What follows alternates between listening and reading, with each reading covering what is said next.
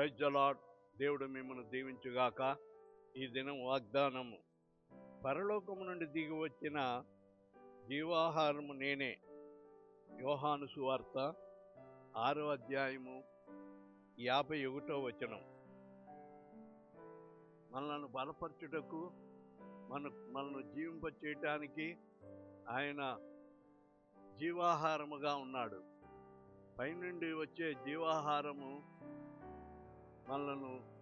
మన ఆత్మీయ జీవితానికి, మన జీవమునిచ్చుటకు అది ఎంతో ఉపయోగకరముగా ఉన్నది. ఈ భూలోక సంబంధమైన ఆహారము శరీరానికి మాత్రమే, కానీ పైనుండి వచ్చే జీవాహారము మన ఆత్మకు మరి ఎంతో శక్తినిచ్చే ఉన్నది కనుక దేవుని వైపు మనం చూసి దేవుని జీవాహారాన్ని పొందుకున్నటకు మనము ప్రయత్నం చేయుదాము. దేవుడి వాగ్దానం దీవించుగాక.